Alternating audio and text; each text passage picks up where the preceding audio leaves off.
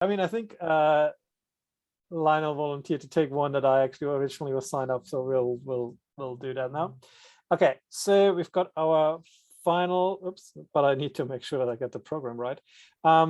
We've got our final session of the conference. So thanks everybody that makes it, especially for those for whom it is either very early or for anybody that basically it's very late.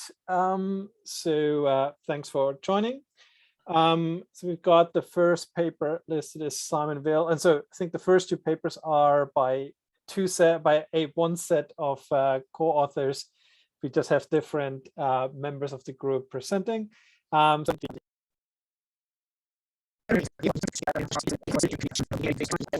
there are several indigenous groups in the Illawarra, from the Illawarra, particularly the Dharawal people and the Wadi Wadi people. So, important point to make. So this paper is part of a new project. It fits in with the sort of the data theme of the conference, so hopefully you'll see. Let me start straight away. It's a paper on innovation using patent data, basically for Australia in the 20th century. That's the one liner. It's a common axiom of economic history that innovation plays an important role in the impact of economic development of many nations. The impact on productivity is obviously a key part of that, as many writers have noted. And I've just mentioned Greg Clark's Farewell to Arms 2007 book. There is, of course, a substantial historical literature on innovation. A lot of it is focused on the major industrial economies, such as the US, UK, and those in Western Europe.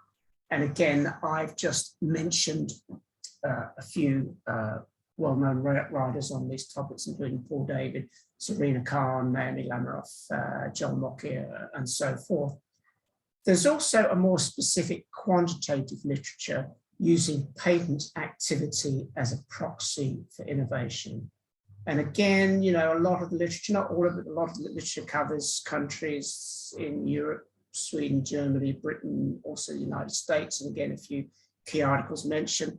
And certainly some, more recently, there have been calls for a broader geographical range of research, particularly on this issue of patent activity. And this is good because we are in this project doing work on 20th century Australia. I think Australia is interesting. Well, I always think Australia is interesting, but I think it's interesting in this sense because we know Australia has evolved as a resource-based economy. We know about resource curse theories that suggest that's a difficult way to develop. We know those theories are not so accurate in examples of countries like Australia and Norway. But we know one of the reasons that those theories exist is to say that industries that develop along the lines of economies that develop along the lines of primary industries tend to have low rates of innovation compared with some manufacturing nations. And we don't believe this to be the case. So research on Australia in terms of innovation to date has been quite a lot of work done in the colonial period, particularly the role of knowledge transfers from the UK, and again, a few main writers are mentioned there. The general conclusions of that literature is that Australia had a weak local innovation system and relied heavily on patented innovations from overseas, growing foreign knowledge using international technology transfer. And this would be consistent with the conceptual literature that sees, you know, the direct relationship between a nation's so-called inventiveness and its domestic share of patenting. Gary McGee has done some very interesting work here and certainly has led the way in terms of patent research for Australia. And you'll probably know his work, a number of articles and also a book looking at patent activity in colonial Victoria. And he draws a somewhat different conclusion from other writers on the topic, both historians and those more associated with conceptual literature. He identifies a small number and limited spread of domestic patents in colonial Victoria, but believes that this doesn't necessarily reflect badly on the domestic innovation system because this innovation occurs in areas of comparative advantage, i.e. benefit to the economy. So we're sort of, in many ways, building on that. We go in with an open mind about, you know, whether we share the McGee view of what's been happening or not. But we're looking at post-federation patenting activity in Australia. Of course, a very different, large and more diverse economy, much more internationally engaged, large amounts of foreign direct investment, particularly after 1945. And the reason that we've decided to do this, well, maybe many reasons, but certainly one of them is the recent appearance of a really valuable database. So basically, before 1901, each of the Australian colonies had its own patent office. The typical colony in Australia problem, different practices, fragmented federalism or pre-federalism. But in 1904, the Commonwealth Patents Office is established as a single institution for registering patents in Australia. And recently, a new database has been produced of all of these registered patents by IP Australia from 1904 onwards, continuing to today. At least 1.5 million patent registrations. And each of these is a rich source of both qualitative and quantitative data, descriptions of the inventions, who the applicants were, what these inventions or what these patents have been used for. So this is very exciting. But before going any further with this paper, an important observation is to remember the validity or lack of validity in some cases of patents. What are the, some of the shortcomings of using patent data before we get too excited about the data? Obviously, this is a rich quantitatively and quantitatively sourced, but patents are not homogeneous. Some patents represent major breakthroughs, many others are dismal failures. Some inventions are not patentable, such as organizational innovations. Others, the inventors may decide that they don't wish to patent. So we have to bear in mind, one patent may be a major innovation, a significant contribution, say, to economic development, but many others may not. So what we do essentially is we merge the McGee data up to 1903 for colonial Victoria with the IP Australia data. The Victorian colonial Victorian data is a very good proxy, is generally seen as the gold standard of operations of a patent office in Australia before 1904. So we calculate the number of patents and we sort them over time by types of technology, by applicants, and we'll present some of that data over the next few slides. What we also do is look at the concept of revealed technology advantage and apply that to the data as well. So the RTA, the revealed technology advantage, which is basically stating a country has a technological advantage, technological competitiveness in a particular area or sector or type of technology. And it's calculated as the nation's percent of patents in a particular sector divided by its percentage of total patents. So for example, domestic patents in agriculture may be 20% of total patents in agriculture, but Australia's total share of total patents by domestic compared to foreign may only be 10%. And therefore, we get an RTA of 2, and we'd say that Australia has a technological leadership on RTA in that particular sector. We'll come on to that in a minute. Just show you some of the results of the basic, patents over time and by type of user, etc. So the first figure, total patents, and also comparison with GDP. You can see patents grow a bit more quickly than GDP in the 20th century. You can also see, this is log scale, of course, that annual number of patents grows relatively slowly, relatively gradually until about the Second World War. And then there's a substantial faster growth in the second half of the century. Some fluctuations in that, particularly a fall in the rate of patenting growth in the 1970s, for example. But basically, to give you an idea of the magnitude of how this changes, in the earliest decades of the 20th century, you're getting 1,000 to 2,000 patents registered every year. And by very recent years, we're talking 30,000 patents plus, a huge increase in the number of patents. here's a second important piece of information comparing domestic and foreign patent applications. As you can see, for 19th century Victoria, domestic patents are obviously very important, even if foreign are growing more quickly. But this trend is that changes or becomes significant in the 20th century, and that by the interwar period, we see that foreign patent applications begin to exceed quite substantially the number of domestic applications. So, you know, that talks back to that literature. If the proportion of patent applications coming from non-domestic sources is greater, does that throw a negative light on inventiveness in 20th century Australia? The third important piece of information that comes out of the data, the basic patent series, is a remarkable growth in the origins of who are making patent applications. So in the 19th century, it's very much individual patent applicants. And as you can see in the 20th century, with some fallback in the 1970s and 80s, there is a very clear secular growth in patent applications by organizations, which are companies and also some government and quasi-government organizations as well. So just to summarize the points that are coming out that I guess I've just made for those last three graphs, patent numbers grew gradually the first half of the 20th century, accelerating substantially afterwards and somewhat faster than GDP.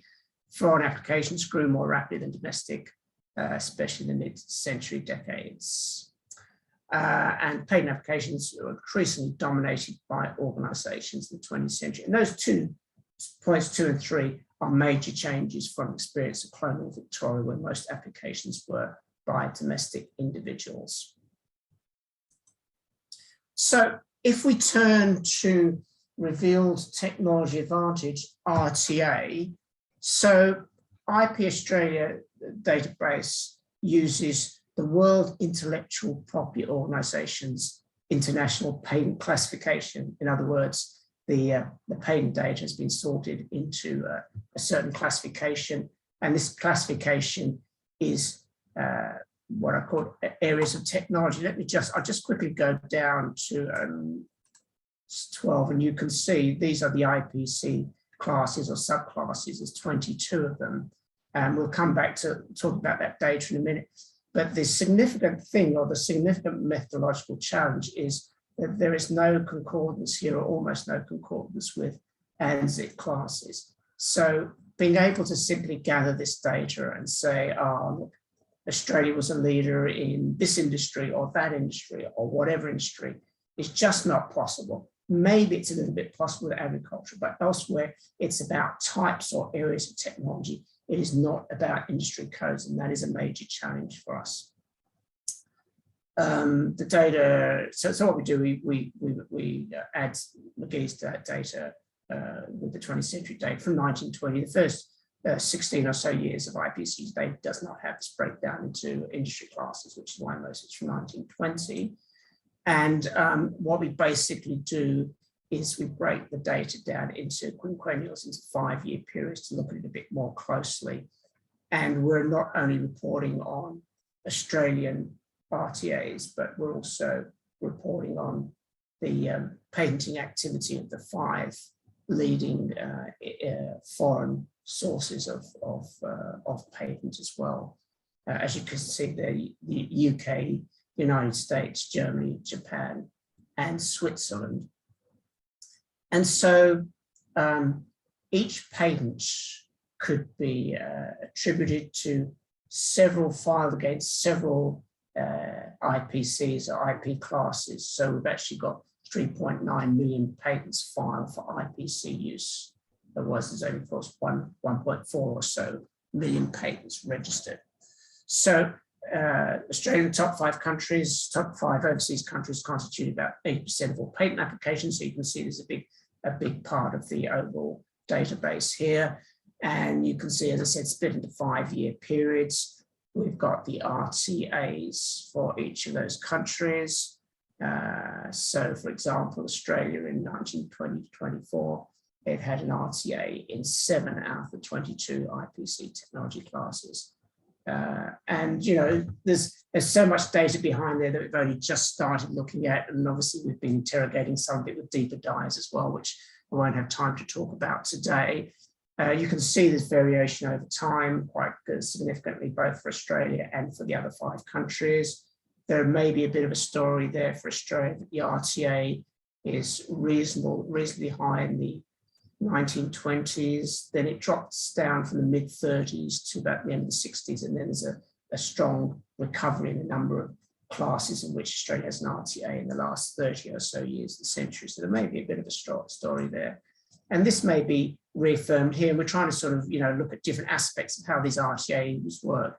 So for every IPC that a country has got a patent in, how many of those, or what percentage of those, does that country have an RTA? So again, you get a fairly similar picture to what we saw from the last table. That is, there seems to be this gap in the 1930s to 1960s. Green means more than 50% of IPC classes where there's an RTA. So you can see Australia seems to have a fairly strong record at the beginning and the end of the period. And there's lots and lots of data for other countries as well, which probably haven't got time to look at today. But it is significant that more than half of all patent applications, Australian patent applications, were in IPC technology classes where Australia had a technological advantage. So there's some concentration of patent activity in areas where Australia has that technological advantage. Now we can also, and I think this is where it gets most interesting, is to see where do those RTAs exist in terms of technology classes, and where is there greatest persistence of a technological advantage. So in this table, you can see it's basically the percentage of 5-year periods with an RTA greater than 1 by each of these countries for each of these classes. So for example, right at the top there, for 72% of the 5-year periods, Australia has a technological leadership in agriculture. And that probably shouldn't surprise us.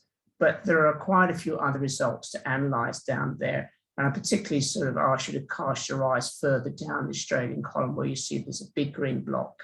You know, that's all over 50%, again, the green block, where there is a persistent RTA in areas like building, mining, engines or pumps, engineering, lighting, heating, weapons, blasting, and physics. So as I was saying earlier, the real challenge for us is to understand what that means in terms of industries and companies and so forth.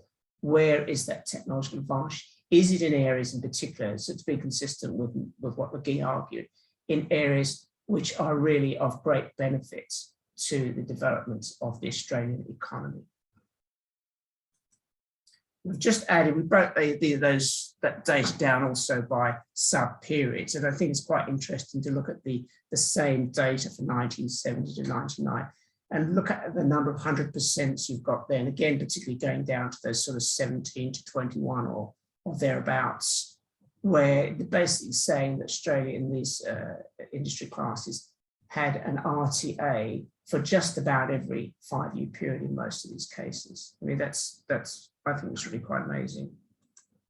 So sorry, there's a lot of data to throw at you very quickly there. Let's try and just think of some of these key findings.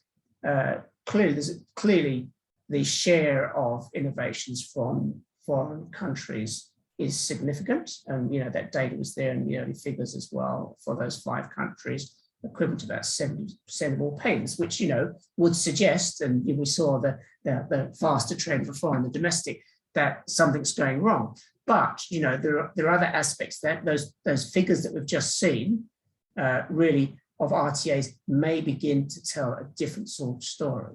That a lot of patents are concentrated in areas where Australia has a technological advantage, and we can see particular areas where those high rates of RTAs are persistent, especially post-1974. However, you'll have also seen there that in the mid-20th century, the 1930s to 1960s approximately, Australia had much fewer RTAs and a smaller percentage of RTAs in those IPCs that they used. And the exceptions really are just physics and electricity. So a speculative sort of thought coming out of that is that we know about the economic diversification of Australia in those middle decades behind increasingly higher tariff barriers. Was this pushing the Australian economy into areas where it couldn't perform well from a technological basis, and therefore the patent performance drops off? Now, I don't know how I'm doing for time. Anybody need to tell me how much longer I've got? You got about 20 minutes. So you've got about 10 minutes left on the presentation time. So I've used about 20 minutes. You've used about 20 minutes, yes. Okay, then I better sum up because I want to hear what other people have got to say. So, you know, in those areas where we identified a persistent RTA, some of those include agriculture, building, physics, and engineering. And so I can't really go through that in detail, but, you know, we're not surprised to find that in agriculture, there's a sustained comparative advantage. And engineering and building, I'd bring your attention, well, maybe all three of them. There does seem to be a bit of a point in the later 20th century to technological advantages in areas appropriate to the mining industry. And we know that there's been a second mining boom in Australia since about the 1970s, a second rush that perhaps has never ended as well. And, you know, in trying to work out whether the pattern of RTAs and technological leadership are ones that suit the continuous economic developments of Australia, that there is a pointer there, but the problem is matching IPC classes with particular industries. The other point that this really comes out a lot, and this requires going into data in more detail, which we have to some degree, is the role of public innovation through the CSIRO and universities. We all know about wireless technology, also science-based solutions to agricultural pests and diseases by the CSIRO. So there's a lot going on there. I don't think that's covered very well in the literature. I won't talk about the further agendas because I think that's just too broad for what we're looking at today. But I will just bring it to conclusion of what we're trying to do in this paper, what we think are the conclusions. The paper and the project extend the reach of historical innovations research to 20th century Australia. That's in terms of papers, that's new, we believe. We follow McGee's challenge of the conventional wisdom that dominant domestic patent indicates inventiveness and a strong national innovation system. We think very much it's about the appropriateness of the innovations rather than the size of the number of patents.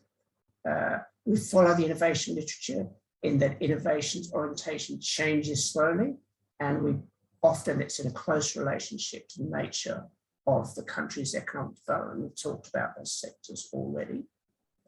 We believe that there's also a story of the role of the public sector in innovation, the innovation system. Sometimes this is dealt with in a rather dismissive way, as if that's a source of inefficiency, but we actually think that, the public sector is playing an important role in the Australian innovation system. And, you know, more broadly, what this represents is evidence from a small recipient country of the changing technology and economic and global leadership amongst the major nations, the ones we've indicated. So it's a whole additional set of things that we could be doing there.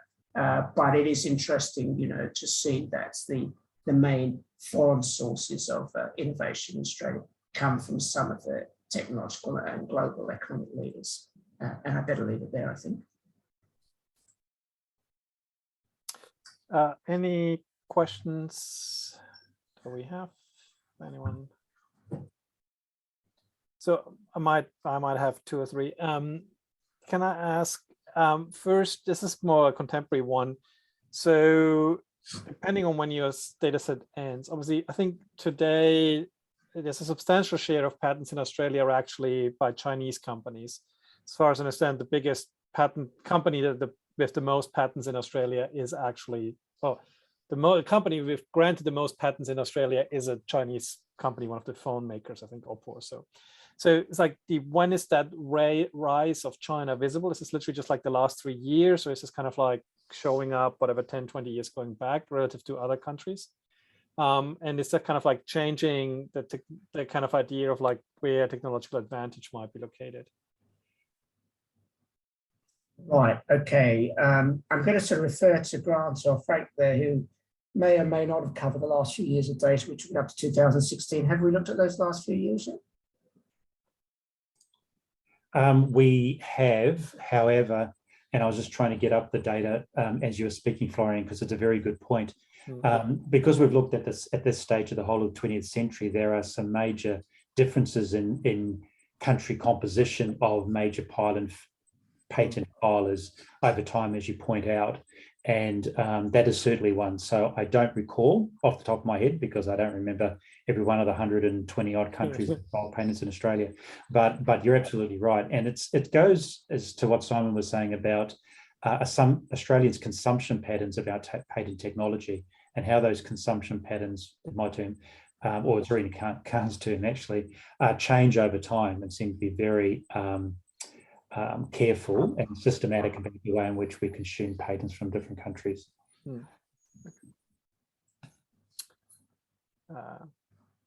anyone, otherwise I might just go on. So it's just like the and Andy has a question.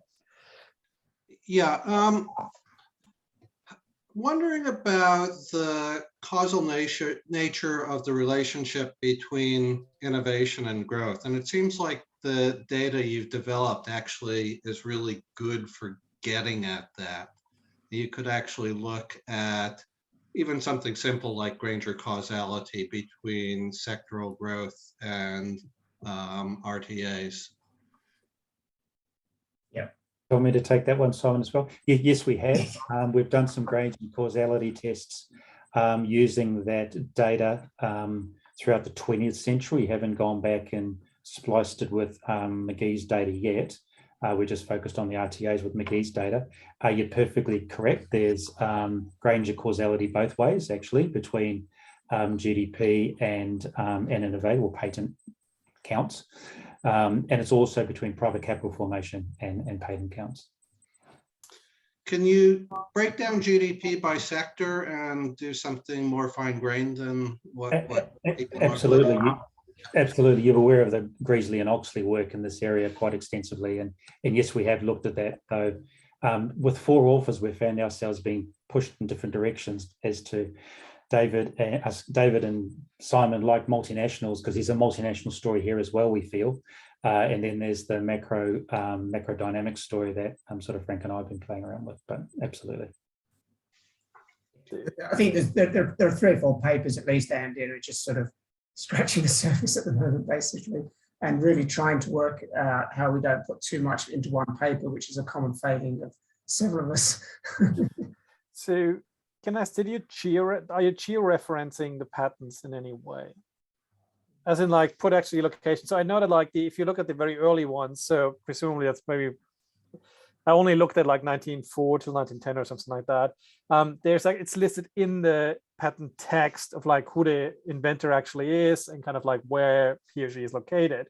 I presume later on there's like a formal institution, there's a formally somewhere on the patent of like who the patent application is and where it's listed. But is there any information about where, like you have information of where in Australia the patent holder is actually applying from? I mean, the idea is, so my question was like, I have this postal data for the beginning of the 20th century. And so I was trying to figure out is like, can I find a spatial correlation between where communication is basically more intensive and where more innovative activity like patenting activity is going to be happening? I mean, it's always going to be outside it's always just focusing on outside the capital cities because everything's going to be listed in Melbourne CBD, but there is probably some share of patents that is not actually in the CBD, at least in the time period when you don't have yet the focus on organizations patenting effectively. Yes. The second answer is no, we haven't done it. Yes, it's possible, Florian. We've also looked at female patenting rates versus male patenting rates using, and there unfortunately we had to use name recognition technology to try and differentiate by name because there wasn't any code in the data to date. The earlier periods of the data from 1904 through to really actually the mid-1960s are pretty ordinary, and so it's taken quite a bit of work that Frank's led on, quote unquote, cleaning it up to be able to present the information to you to date already. But absolutely, I think spatial, geographical and spatial diversification of patenting technologies, fascinating. I mean, I saw some of the very, like, I think IP Australia, OCR, some of the early patents put that information to the database. And I was like, no, this is like, you need to put a lot of work into that to kind of like get that kind of like key. Okay. Why do you think there are 4 authors? I'm like, I mean, I was kind of like, at one point I was trying to figure out, can I pay someone to scrape the PDF files from IP Australia's website, because it probably would be cheaper than buying the whole data set from IP Australia, and then kind of send it to Amazon or Mechanical Turk to basically just have people extract a set of information from it and kind of like enter it into kind of like a database kind of type. So there's like this human entering into kind of like a database thing. But, I mean, even the first few years, there's such rich stuff, and David and I have used for multinationals as well, just to see, you know, who's innovating, what they're doing, and so forth. Even before you get to the stage of sort of big data analysis, it's just, and of course they've got trademarks as well if people are interested in trademarks, lots of stuff. So then the same group of authors is going to get the second paper, which I believe is Grant presenting. And now we're focusing more on share ownership in Australia in the 19th century. So we're switching time period.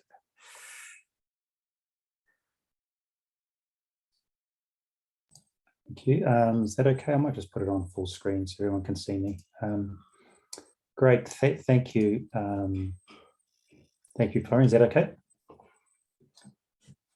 First, I'd like to acknowledge the traditional owners of the land of which I'm presenting in Melbourne, the Wurundjeri people, and to pay respect to the elders past and present of the Kulin Nation.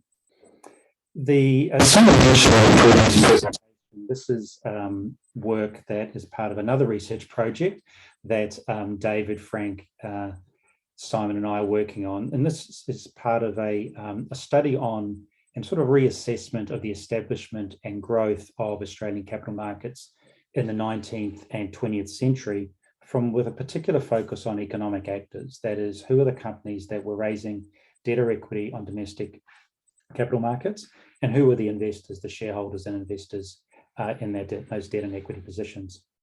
Today, we're going to talk about a large data set on shareholders and mining companies in Victoria in the 19th century, and focus on just on one question. Again, there is a number of papers coming out of this data set. And that question is this: how did the introduction of no liability legislation impact the supply of risk capital? That is, who financed mining companies, and were the differences between limited liability and no liability shareholder bases? Now, we are drawing inspiration from a wide literature on company formation under limited and unlimited liability. It's primarily focused on the United Kingdom, but with also some case study research on the United States and more recent work on Sweden. And the tenor of that work is that liability structures, limited and unlimited liability, really doesn't have a lot of impact on a range of company variables such as tradability of shares, such as in terms of a shareholder basis. However, there's no empirical study on the no liability form, and indeed, it is a particular Australasian type of company from 1871 in Victoria, and then spread throughout the rest of Australia and indeed into New Zealand. No liability company forms were available for companies established in the mining sector. The paper also communicates with a literature on shareholder participation in the 19th century stock markets, again, primarily UK-centric literature. And that literature is focused or looked at the democratization or the widespread share ownership changes that took place in the late 19th and early 20th century. And of course, we referenced the law and finance versus informal private ordering literature that much of the company formation and limited liability work talks to. So perhaps a little bit of a background as to why was no liability legislation established in Victoria in the first instance? Well, funny enough, it didn't really have anything to do with technical limitations around limited liability, but more about poor enforcement of limited liability in the colony. around non-payment of calls. At that time, mining companies, like many companies, issued partly paid shares. And over time, when they made a call to finance additional capital expenditure and investment, would call shareholders, and shareholders would have to pay those calls. And the non-payment of calls by shareholders became a problem for many mining companies. Secondly, incorrect registration of shareholders, or indeed false registration by a shareholder at the time of subscription, led to a practice called dummyism. And so when it came to gain or get money from a shareholder for the call, very often the company would find out that the person registered on the share register didn't exist, was a dog, was a child, or perhaps was your neighbour. So these poor enforcement mechanisms, sort of in aggregate, together with a very slow and bureaucratic winding up process when mining companies failed, and of course most in fact did, it is believed discouraged investment from some investors into mining ventures, especially those that lived outside mining districts, where they wouldn't be as attuned to local networks and information flows. Now, the no liability legislation that was introduced in Victoria in 1871 made shareholders not liable for the uncalled part of their shares. Now, a shareholder, therefore, could pay up a certain amount, and if they didn't want to pay the remaining 50% on the uncalled part of the shares, when a call came along, they would forfeit those shares. The company had the ability to take control of those shares, and indeed, after a statement of forfeiture, could sell those shares within 10 days and place those shares with a shareholder that might have had more interest in the company. The legislation also strengthened company disclosure and information around shareholders, which we'll come to soon, and it introduced reasonably strict criminal penalties for false statements made by companies. Again, this is important for our study. Now, the extant Australasian historiography in this area, both on the history of gold mining and the history of no liability legislation, comes from the legal history and economic history fields. Many of the authors we've listed here.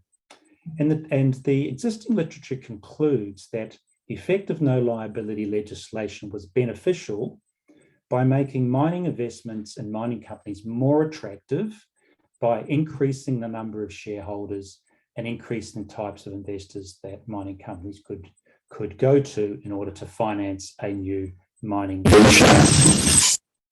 All of this literature is based upon a qualitative assessment, and what we hope to provide is the first quantitative analysis of whether or not no liability legislation was indeed beneficial or not.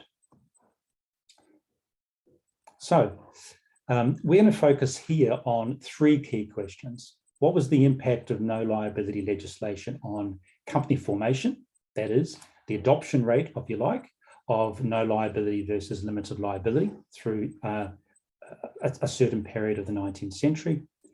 What impact, if any, did no liability legislation have on capital invested and on financing sources? Now, our data comprises the population, not a sample, the population of all Victorian mining companies that registered under the Victorian Companies Act between 1857 and 1886.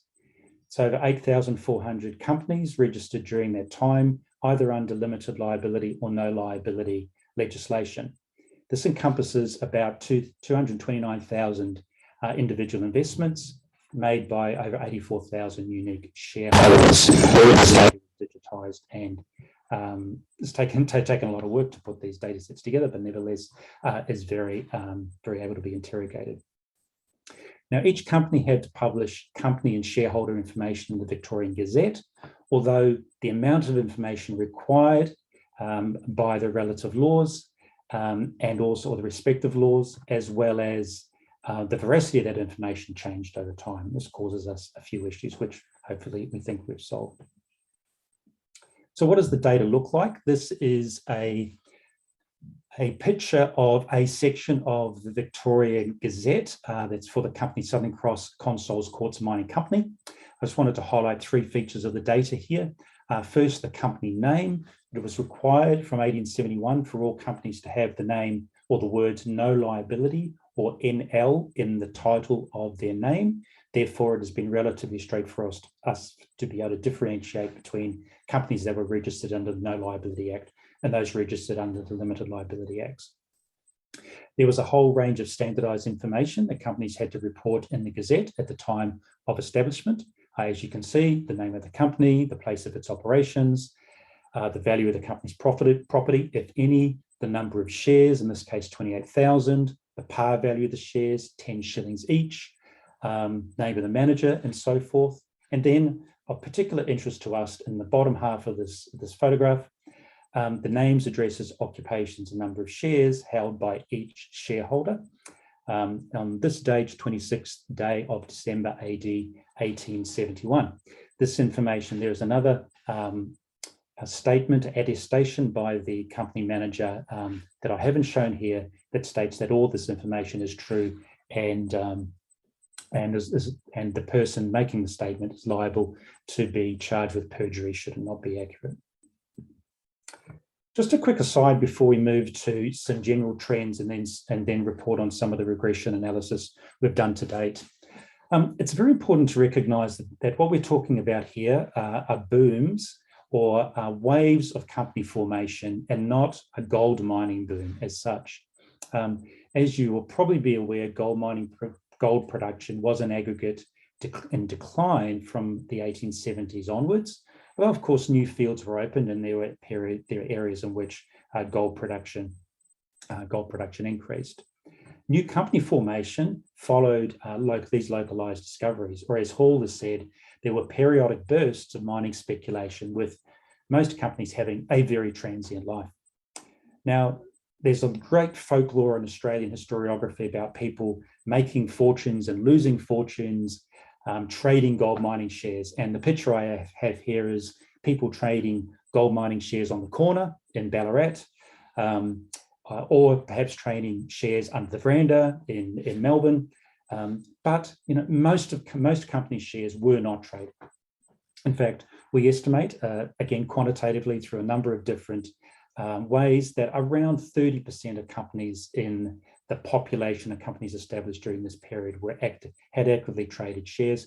It's a very difficult concept because, as we know, at the time prior to the establishment, and even in the early days of the Melbourne Stock Exchange, there were no official lists, or the official lists were very, very fluid in terms of which companies were on them. So I just want to make that point, that we're talking here about company formation as much as gold mining boom.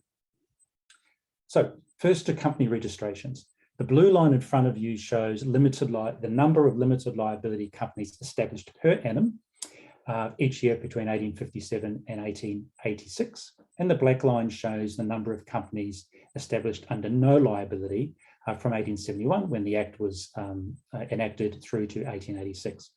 And I've highlighted three peaks, two associated with limited liability companies, approximately 900 companies established in 1864-65, excuse me, and more than 2,000 companies established between 1870 and 1872, and then another peak in company formation in 1880 to 1882. Now, because for this study, we're focusing just on the differences between limited liability and no liability companies, although we reference the limited liability companies previously, we're going to look at about 4,800 companies, which were pretty broadly split between limited liability and no liability company forms, and established from 1871 onwards. And that encompasses about 81,000 shareholders. But how popular was no liability legislation? This graph shows the adoption rate, that is the percentage of no liability companies as a percentage of all companies established in Victoria from 1871 through to 1886. And you can see by the 1880s, approximately 80% of all mining companies established in Victoria were no liability companies. Importantly, however, even through the late 1870s and into 1880, 40 to 50% of companies established were still under limited liability. Okay, so it's not just no liability as being, the dominant company form right from the start, or indeed throughout this period. How about average size of company? This is a very, very basic way of looking at a book in a before and after study. We have a lot more work to do here. This table shows the average size of a limited liability company prior to the 1871 Act, £9,865 on average, with 32 shareholders investing £307 on average, and post 1871, both for limited liability and no liability companies, slightly larger companies, slightly on average, fewer shareholders making larger investments. So what do these initial results tell us? Well, the adoption rate of the no liability company form was certainly relatively rapid in our view, particularly when you compare it to the adoption of limited liability in the UK in the 19th century. So within 10 years, no liability was the dominant form, although, as we've noted, limited liability was still established, was still important. On average, more company was invested per company by fewer shareholders, but it was in both limited and no liability companies. Who invested in mining companies? Here we use occupational and location information from the shareholder lists, approximately 81,000 different shareholders who subscribed for shares in the new mining companies. Now, the occupation and location were self-identified, but as I've indicated, the information was verified by the company because the company officers were liable for criminal offence if they made a false declaration. So we feel that there's some level of veracity on the location and occupation data. We consolidated 160 identified occupations into 12 core shareholder groups, sort of following an approach taken by Campbell and Turner and Atchison, Campbell and Turner, looking at the UK and occupational group investment in equities in the UK. And we'll focus here on 7 groups. Mining, that is all occupations associated with mining who were treated as insiders. Gentlemen and female, which are both groups identified at the time, independently wealthy, gentlemen and independently wealthy female. Businessmen, financiers, rather amorphous groups we've termed middle class and working class, legal practitioners, professionals, white collar, skilled tradespeople and unskilled. The graphs in front of you show by par value, that is the amount of capital invested, and by number, the distribution or the proportion of shareholders by these different occupational groups, and broken up by limited liability and no liability. Perhaps the first thing to note is that there was actually widespread ownership of mining companies in Australia in the 19th century, both limited liability and no liability. So while mining, gentlemen, businessmen, and financiers in particular were important, and middle class were important providers of capital and were important by number, it was also the case that females and a whole range of other groups were holders of equity in mining companies. And indeed, while we're not reported here, we find significant differences in means between no liability and limited liability companies across a whole range of occupational groups by number and by par value. Where did investors come from? We've broken down this data into 4 locations. Again, a lot more work to be done here. I might call upon Florian's postcode information. Mining districts, the city, which we've termed Melbourne and to a lesser extent Geelong. Interstate, the dominant city registered here as a location was Sydney, and overseas, the 2 dominant countries were New Zealand and England as locations of shareholders. And the graph here shows the proportion of investors, just one of those locations, the proportion of investors that came from the city and invested in mining companies, which prior to 1871 averaged about 9% of all investors, and from 1871 onwards, averaged about 22% of investors. So by the 1880s, city investors were about 25% of the share register, and by number and by par value. And even when we population adjust this, given that Melbourne and Australia in general had very fast population rates at this time, we find this finding perseveres. City investors, by the way, had a very strong preference for no liability companies, which we will talk about. I'm conscious I've got about 2 or 3 minutes left, so I'll just briefly talk about some of the regression findings. We've run a number of different estimations on regression models using the data. 2 I'll talk about here is what's the probability that an investor will invest in a no liability company, and the second is what features are associated with the proportion of shareholders that come from the city or come from the mining district. So first, to no liability companies, we find a positive association between shareholders being gentlemen, financiers, businessmen, professionals, middle class, working class, and investing in no liability companies, and a positive association between investors being located in the cities, investing in no liability companies. We do a whole range of controls around this, including size of company, a whole range of governance features that are standard in the literature, as well as shared denomination and some control variables for the boom years. In terms of proportion of shareholders coming from city or the mining district, we find that shareholders from the city are more likely to invest in no liability companies, and shareholders from mining districts are more likely to invest in limited liability companies. Again, with the similar sorts of controls. What else are we going to do with this data? Well, clearly, for many of you who are aware of the shareholding and ownership matters stories in business history, there's a lot of work to do around ownership structure of mining companies.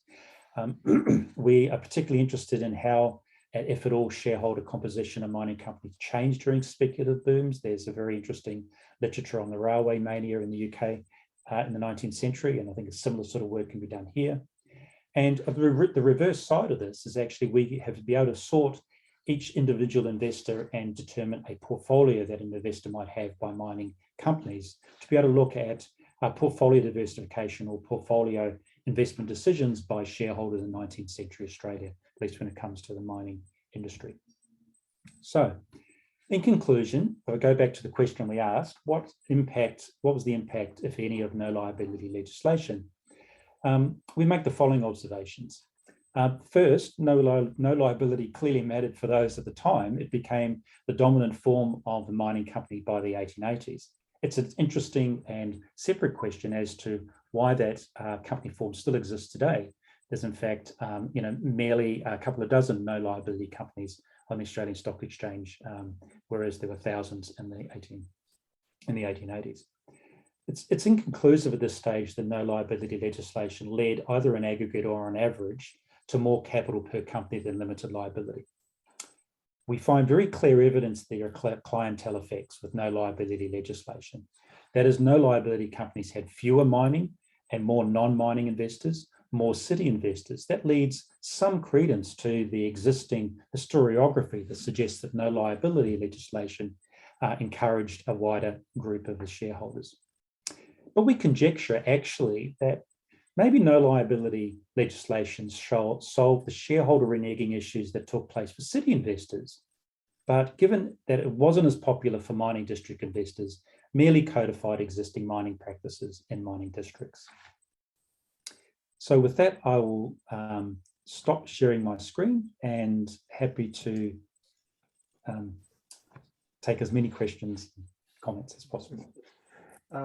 So do we have any questions, comments? Anyone want to raise something? I might just get started till people raise their hands. Do you see any formal conversions, as in like a limited liability company will change its structure to a no liability company? Or do you have a suspicion that there is some kind of like indirect, well, like we're dissolving the limited liability company, but we're basically resurrecting one, creating a new one that is essentially a no liability company? There wasn't a lot of convergence. In fact, there's still not a lot of convergence today. Whether or not companies were disestablished and then the same bunch of company sponsors set up a new company or not is a question we can interrogate, but we haven't looked at to date. The whole question around survivorship bias in this data is a massive question that's extremely difficult to answer, which is why we're focused just on the subscriber list today. So, who made the decision to invest in the company? Clearly, they would be, you would hope, be willing to pay up all of their shares over time. And so they made a financial decision to be exposed to that particular business. But from what we can do, what we have done is we've gone through back through newspapers and time slices from 1863 to 1890 to look at the number of shares that were regularly traded in local newspapers, because there's 4 or 5 exchanges at this stage, rather than just one exchange. And you know, there's only a couple of hundred companies that really survive more than 5 years. Yeah. Yeah. Well, is there takeovers going on? No. Okay, so this is literally the company disappears and it's just speculative mining, company establishment. There's a certain amount of fraud. The newspapers at the time are covered with great examples of people setting up a company with a name very similar to a successful company, calling up, 20% of the shares and disappearing. So there's those sort of fraudsters around, but they're actually a minority in terms of the number of companies established. Okay. Any other questions, comments?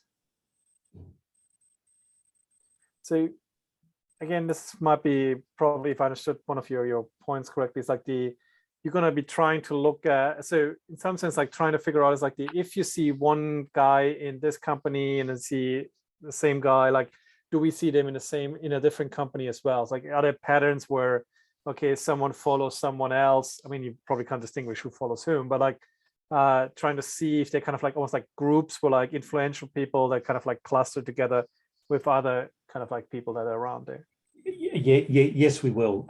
So at this stage, we're interested in the liability discussion because we think the no liability story is what's clearly unique to Australia, and we think that has a contribution to make to that literature, particularly because we think that the legislation had different effects on different types of shareholder groups that were very important at this time. But as I mentioned, we have data that be able to look at portfolio decisions for individual investors. And indeed, some investors have 100 or more stocks in their portfolio at this time. So we've yet to be able to interrogate that properly, but there are some major investors at this time that were very continuously investing throughout the period. Okay, cool. Anyone else? Otherwise, I'm gonna say thank you to Grant, Simon, and everyone else involved in the project, and then, or in all of their projects. And then we'll pass the floor to Andy, last but not least, so the grand finale of the conference. So we got Andy Seltzer and talking about minimum wage setting. So hopefully, yep, more wage than what you might get as an investor. And the compulsory arbitration against the Factories and Shops Act in Victoria, Australia. Andy. So I guess as the last presenter, it falls on me to thank the organizers. Well done under trying circumstances, and thank the 15 people who are still remaining at this time. Well done. Let me see how I can go to full screen here, slideshow. And in addition to thanking the organizers for organizing, I want to thank them for choosing the theme that they chose. One thing that I do think about Australian economic history is the department closures and hiring slowdowns happened right around the same time as the second wave of cliometrics was really taking off in the US. And we did end up a bit behind in terms of data, and I think it's a really good thing that we're thinking about that.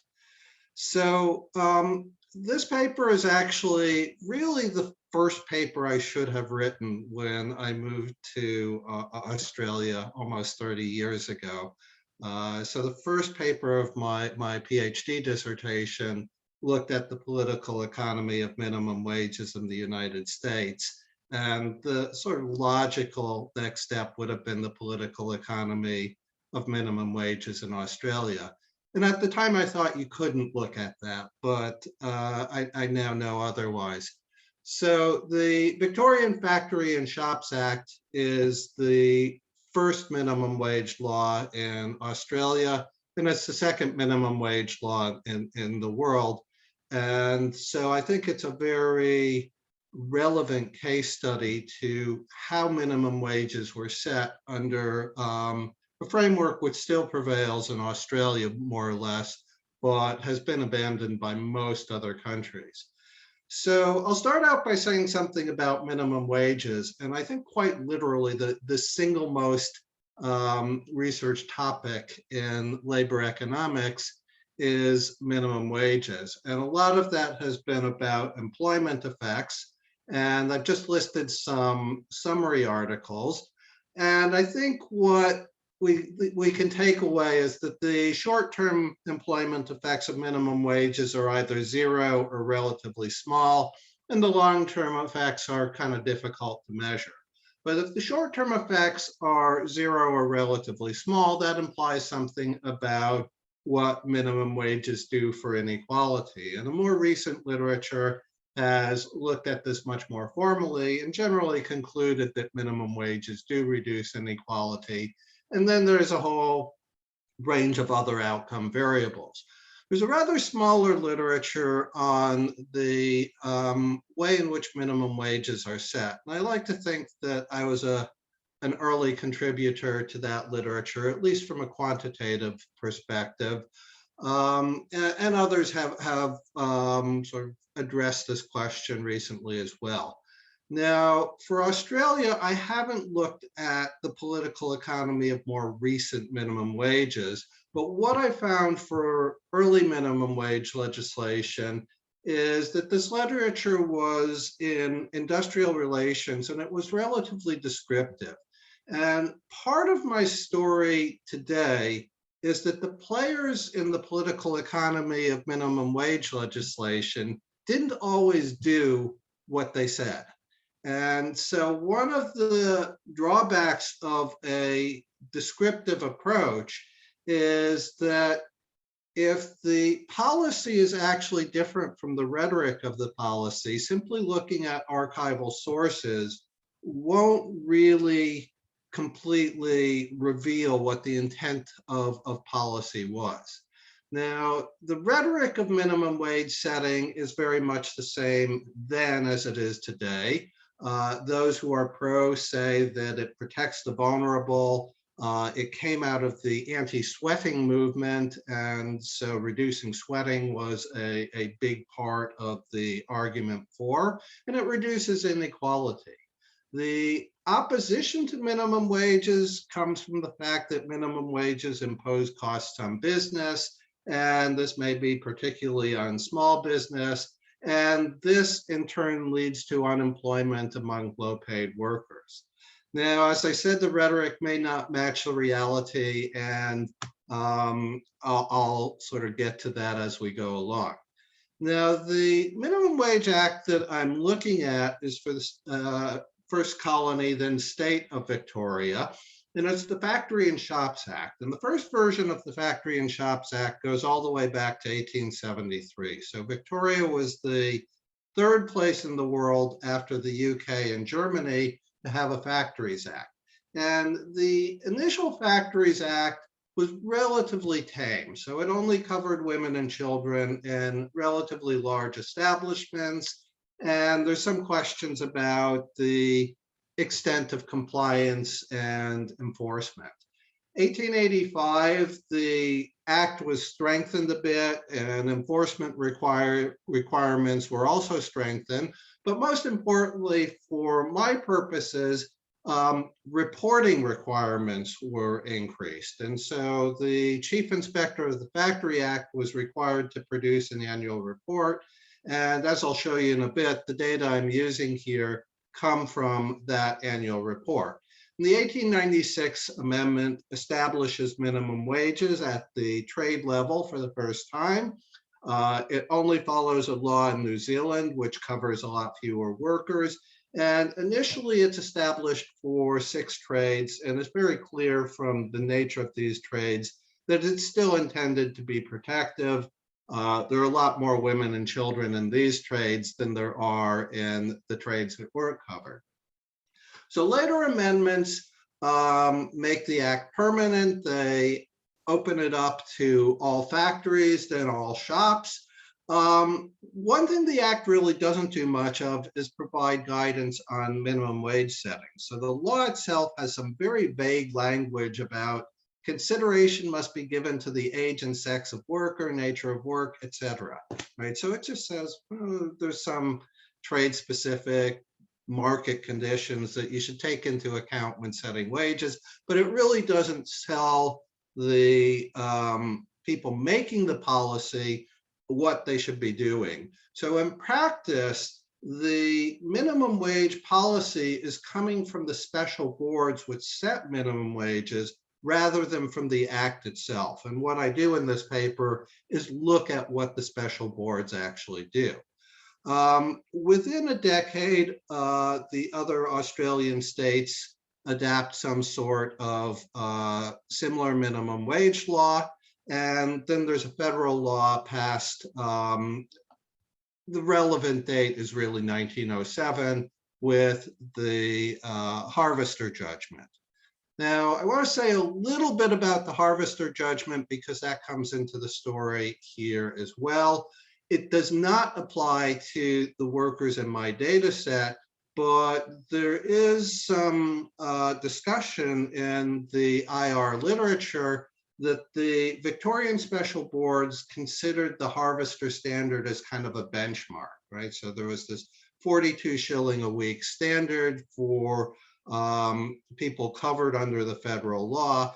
And the state boards may have said, well, why don't we adopt that standard as well as best we can? And I'll be able to test whether that's the case. So in the interest of time, I'll precise the wage setting process.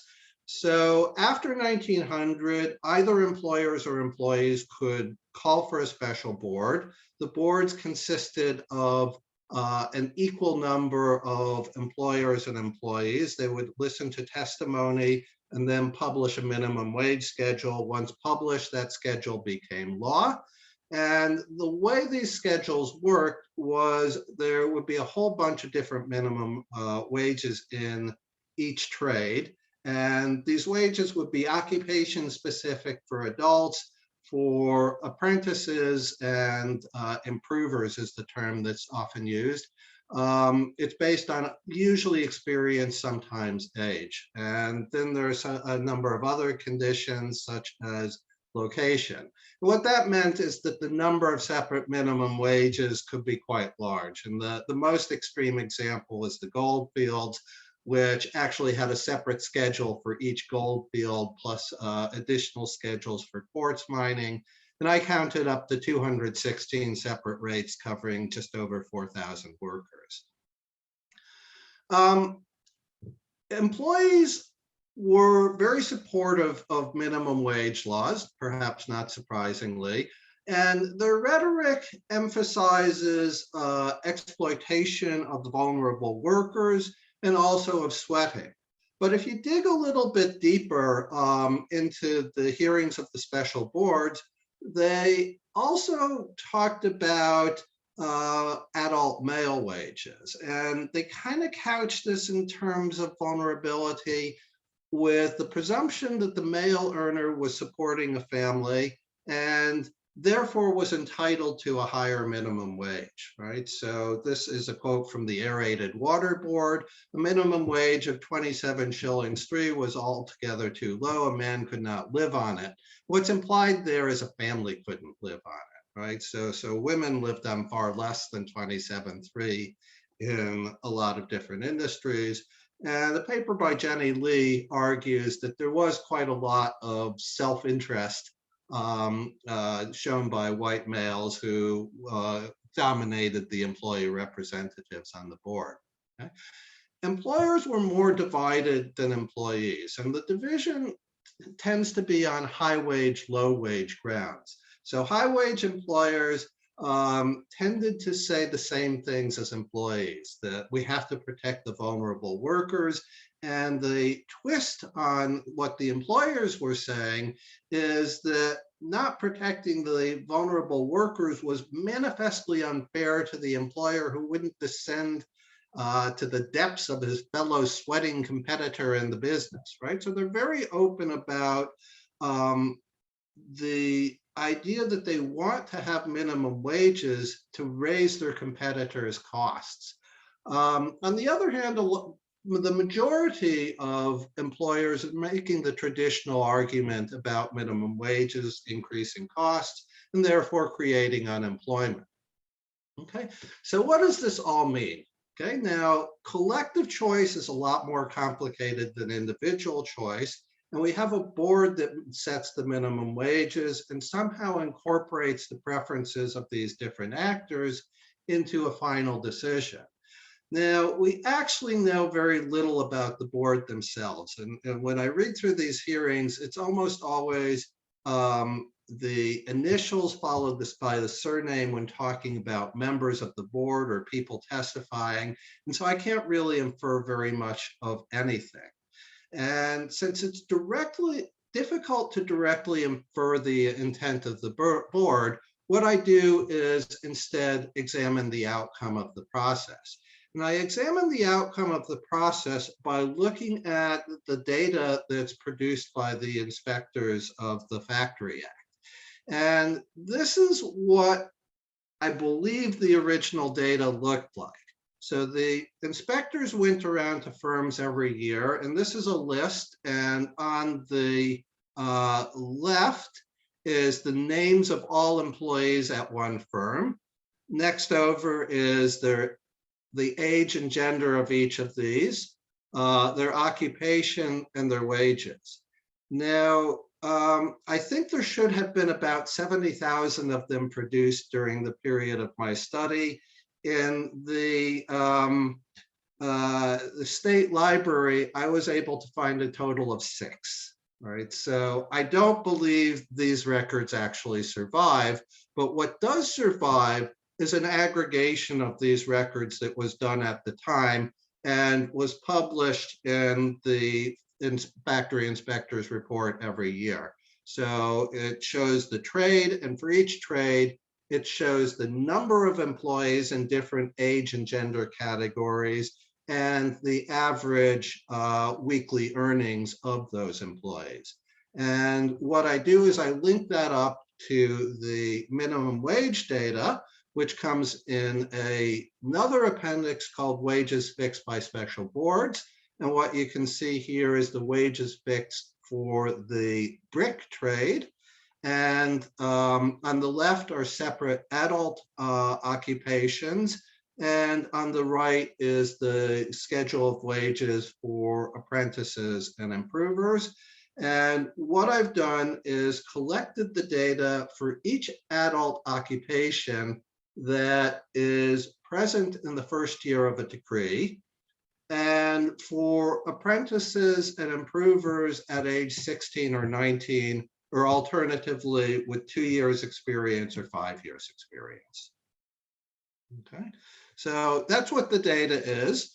And I've used McLean and Woodland's Melbourne Price Index to come up with any measures of real wages, and Van Plu's national unemployment rate. So one thing, if you are paying attention carefully to the data slides, is you can see that the average wage data and the minimum wage data are at different granularity, right? So the minimum wage data is at the occupation level, which is a subgroup within the trade.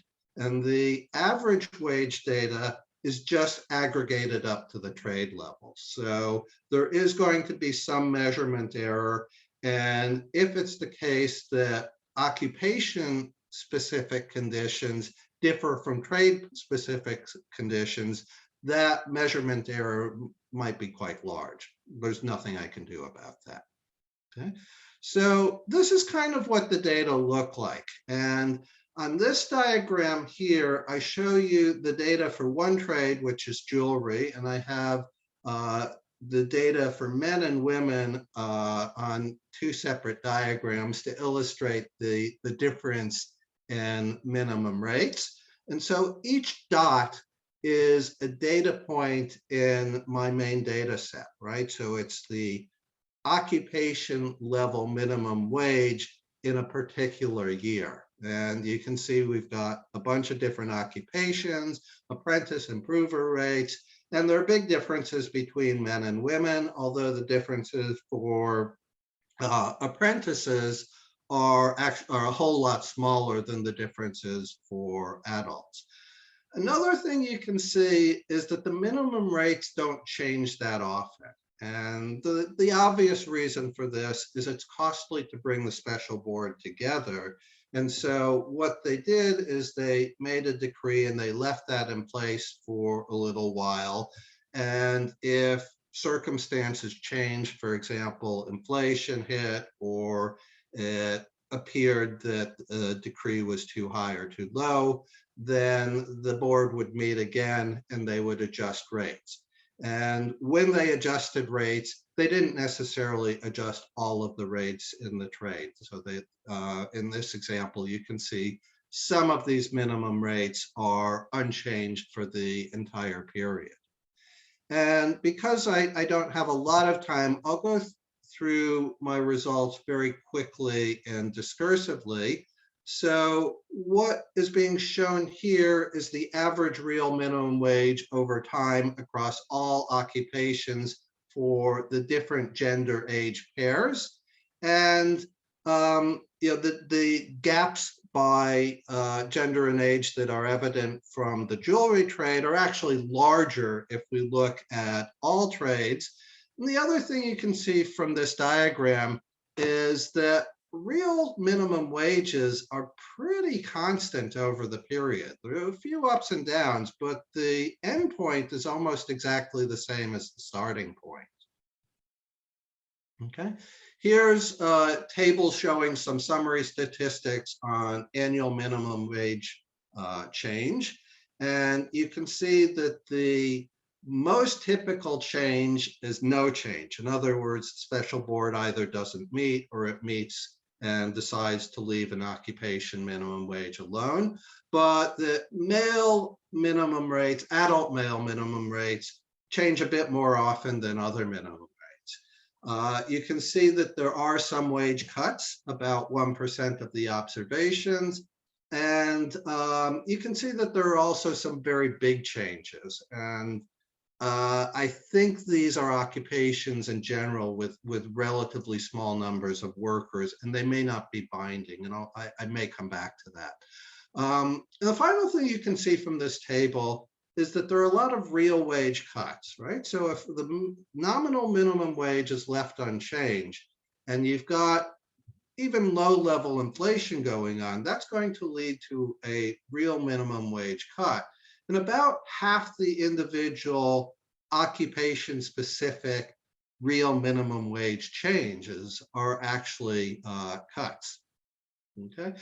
Now, I've also done some regressions on minimum wage change. So the dependent variable is either the nominal change in the minimum wage rate or a dummy variable indicating that the minimum wage rate did not change. The independent variables are whether there was a change in the previous 2 years, the level of the previous real minimum wage rate, some trade-specific employment conditions, the increase that would be needed to bring the minimum wage up to the 42p harvester standard. So that's 42p minus the previous minimum wage, but only for adult men and only after 1907, because that was when and for whom the harvester standard applied. And also a dummy variable for whether the occupation is adult, whether it's male, and whether it's adult male. Okay, and here are some of the results. And rather than talking about individual coefficients, let me summarize what I think is kind of the most interesting of the results. So first up, the minimum wage changes don't seem to be particularly sensitive to trade-specific employment conditions, but they are sensitive to national employment conditions. So it seems the special boards are looking at sort of the global Australian or perhaps Victorian economy rather than what's going on year in the trade. The other really interesting finding has to do with whether minimum wages are inequality reducing or inequality increasing.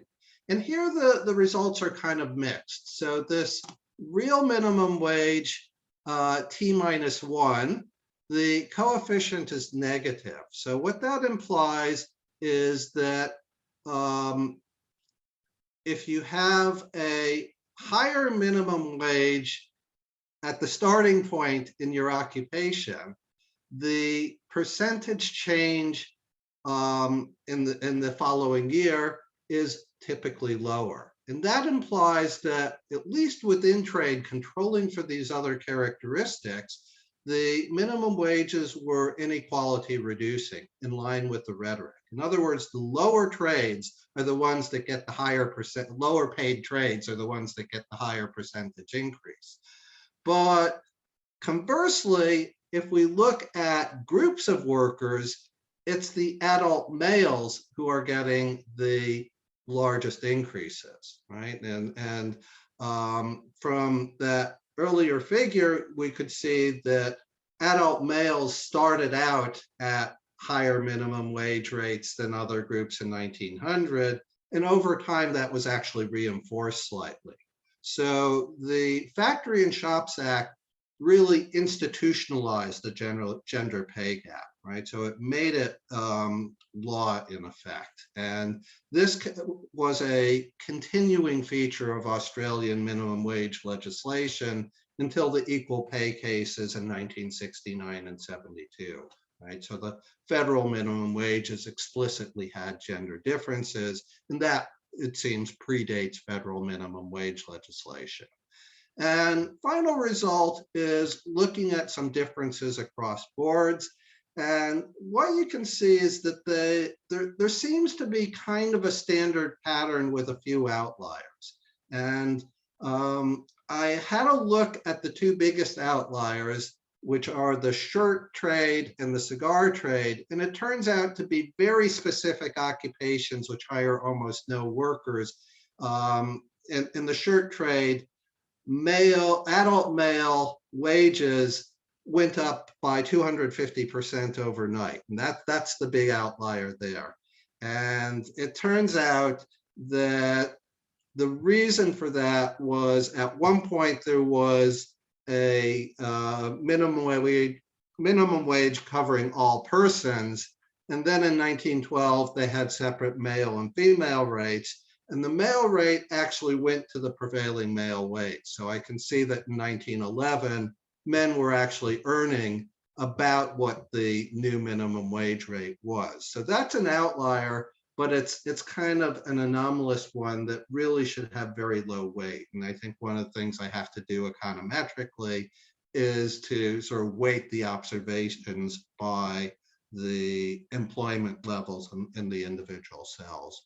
So I know I'm running low on time, so I will sum up here. What I think I can say is that minimum wage policy had a few relatively simple underlying objectives. So minimum wages tended to be relatively constant over time, right? So when they came in, they either got it right or they really respected the rule of precedent there. Minimum wages responded to broader economic conditions, and I think this is consistent with the fact that for most trades, the trade-specific effect falls in a fairly narrow band, right?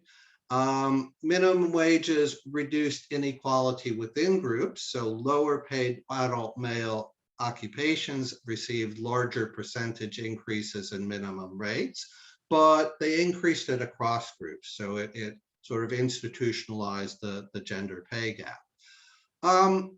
I can also infer that the special boards tended to respect the rule of precedent, right? The lack of changes and the fact that in the board hearings, they would often talk about what other boards were doing. And this would be presented as a reason to raise minimum rates or alternatively not to raise minimum rates, is that the proposed changes might be necessary to bring the rates for this trade in line with other trades, or alternatively, the proposed changes would be out of line with existing rates.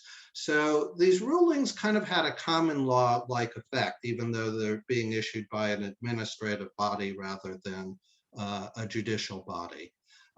It meant that over time, the board's job became easier and the papers of the special boards get thinner and thinner. They'd meet, they'd say, okay, let's change a few wages, that's it. There wouldn't be these extended discussions, even after about 1905. And finally, the special board's rulings kind of institutionalized wage setting principles. So they may have initially been following some market-based factors, but they sort of formalized and institutionalized what were market-based factors from probably an earlier period. And the gender pay gaps became kind of an institutionalized feature of Australian wage setting for a very, very long time. Okay, thanks for listening and happy to answer questions. Yep. Any questions? Anyone wants to kind of ask? So Andrew, that's a question. Oh, yes, thanks, Florian. I was just going to ask Andy, the representatives of the employers, sorry, our dog's going a bit crazy. The representative of the employers and the employees, did they represent the trades hall and the employers union, or were they just individuals? Do you know? Employees were usually chosen, nominated by the unions, nominated or elected depending on the trades. And there is a historical literature that says that the